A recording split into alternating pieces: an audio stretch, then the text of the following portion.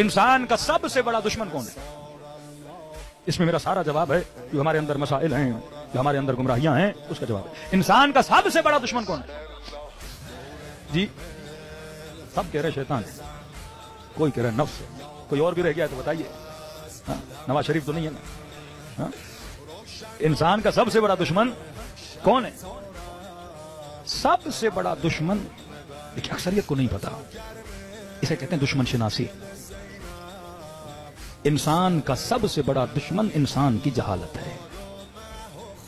शैतान इब्राहिम को गुमराह नहीं कर पा रहा, क्यों? शैतान हबीब को गुमराह नहीं कर पा रहा, क्यों? शैतान मुस्लिम इब्न औसजा को गुमराह नहीं कर पा रहा, क्यों? शैतान अकबर को गुमराह नहीं कर पा रहा, क्यों? वो कौन सी चीज है जो जुर्रत भी नहीं हो रही कि इन शख्सियात के आगे बढ़े? क्योंकि उसे पता है कहूंगा ये नहीं सुनेंगे। क्यों नहीं सुनेंगे? क्योंकि ये जाहिल नहीं है। शैतान तभी गुमराह करता है जब इंसान क्या हो, जाहिल हो। अब एक मिसाल और एक वाकया, सच्चा वाकया है। मसलन आप सबको पता है मौला हुसैन की कब्र कहां है? कहां है? करबला। अब अगर मैं मिंबर पे आऊं, सैयद भी हूं, अमामा भी है, साथ में एक तरफ कुरान लाऊं, दूसरी तरफ नहजुल बलागा लाऊं और दोनों को सर पे रखूं और कहूं कि मुल्तान वालों मौला हुसैन की कब्र मुल्तान में है, कोई मानेगा? कहेंगे मौलवी साहब मजलिस पढ़ के जाओ। ये बात नहीं मानेंगे।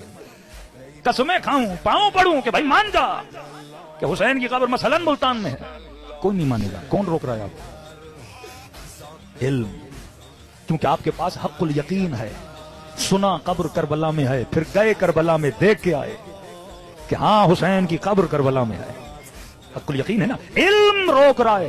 कोई भी बंदा मिंबर पे आए आपको धोखा नहीं दे सकता, क्योंकि आपके पास क्या है? इल्म है। अब दूसरा सवाल, किसी को पता है शाह अब्बास की कब्र कहां है? ये बादशाह गुजरा है, किसी को पता है? अब यहां से मामला और गेम शुरू हो जाता है। आप में से किसी को नहीं पता कि शाह अब्बास की कब्र कहां है, और मुझे पता है कि आपको पता नहीं, और मुझे पता है कि आपको पता नहीं। अब जो पता मैं दूंगा आप सारे चलेंगे।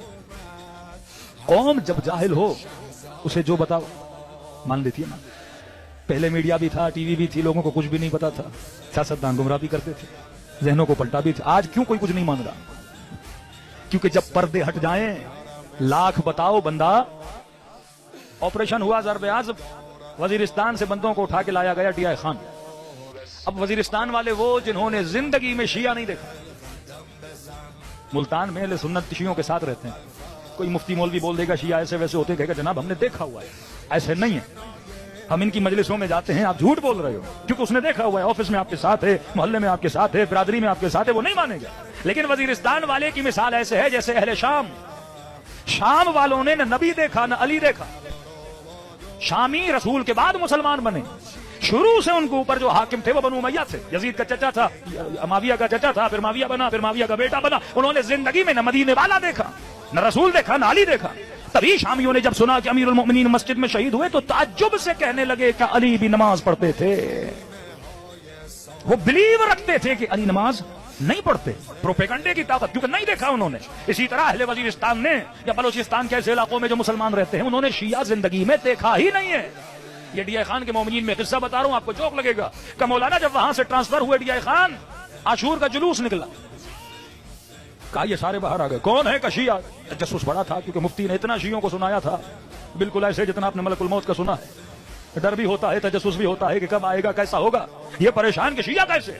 तो कहते हैं बाहर निकले और बार बार आंखें खोल खोल के देखने लगे और एक दूसरे से पूछने लगे, और DI खान के सुन्नियों से पूछने लगे, सच बोल रहे हो ये शिया है? कि यही शिया है। कहने नहीं ये नहीं है। कभी काले कपड़े, हाथ में अलम, हुसैन हुसैन करते जा रहे हैं, यही शिया हैं। मुफ्ती साहब ने तो कुछ और बोला था। तो क्या बोला था?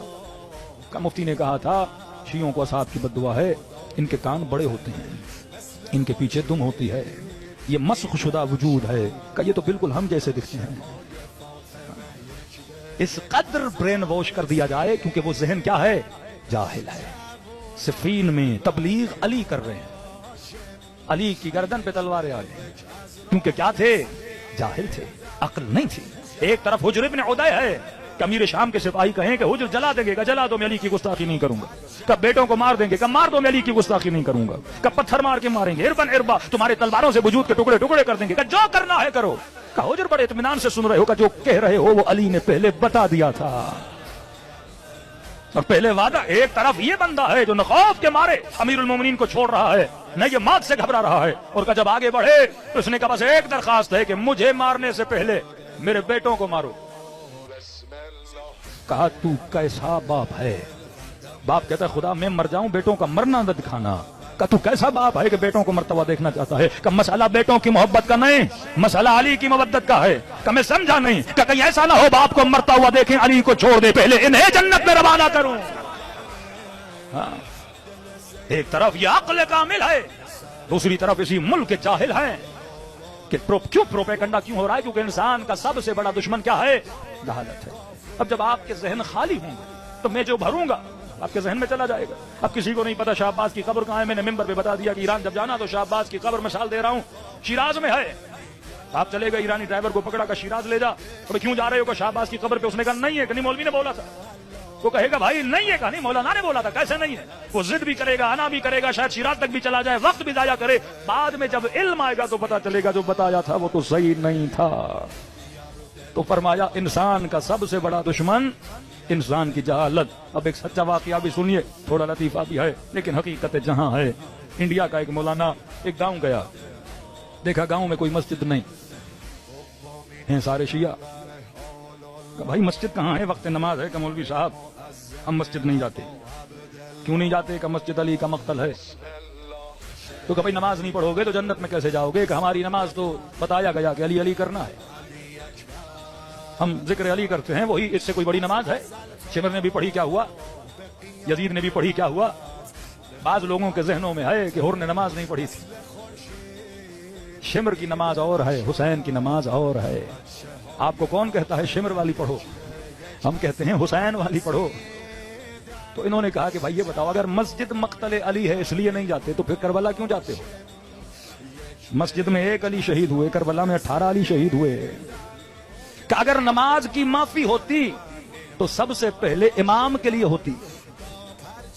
نماز کی معافی نہ نبی کے لیے نہ امام کے لیے تو امتی کے لیے کیسے ہو سکتی ہے؟ جب سمجھایا باتیں دماغ میں بیٹھی کہ مولوی صاحب پہلے پتا نہیں تھا، اب آپ نے بتایا ہے تو چلے سکھا بھی دیجیے، پڑھا بھی دیجیے۔ انہوں نے کہا ٹھیک ہے، جماعت بڑی آسان ہے، میں آگے کھڑا ہوتا ہوں، پیچھے کھڑے ہو جانا، پھر آہستہ آہستہ دوسری نماز سکھاؤں گا۔ کہ پھر چلیے مولانا صاحب نماز پڑھائیے۔ انہوں نے کہا بھائی ایسے نہیں، پہلے وضو تو کرو۔ کہ وضو تھوڑا ہمیں صحیح نہیں آتا، ذرا آپ وہ بھی سکھا دے۔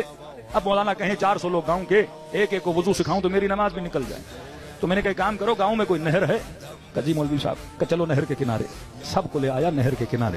کہ دیکھو اب جیسے میں وضو کروں ویسے تم وضو کرنا۔ کہ ٹھیک ہے۔ مولوی نے کلی کی، انہوں نے کلی کی، ناک میں پانی پانی، چہرہ دھویا چہرہ دھویا، سیدھا بازو الٹا بازو۔ سارے گاؤں والے دیکھتے رہے کہ مولانا جیسے وضو کر رہے ہیں یہ ویسے وضو کرتے چلے گئے۔ اب مولانا نے کہا دیکھو بھائی ہم مسا کرتے ہیں، سارے گاؤں نے کیا کیا؟ مسا کیا۔ اب کیونکہ مولانا وضو سکھا رہے تھے، پانی بھی گر رہا تھا اور نہر کے کنارے کیچڑ ہو گئی۔ اب مولوی نے کہا کہ آخری پارٹ یہ والا ہے، یہ جیسے جھکے پاؤں کا مسا کرنے کے لیے، تو مولوی صاحب کا پاؤں پھسلا تو مولوی سیدھا پانی میں۔ قوم تھی جاہل، قوم کیا تھی؟ جاہل۔ انہوں نے سمجھا کہ یہ وضو کا آخری پارٹ ہے، اس کے بجائے کہ مولانا کو نکالتے، وہ ڈوب رہا تھا بیچارہ، انہوں نے کہا یہ آخری پارٹ ہے کہ ہم نے پانی میں جانا ہے۔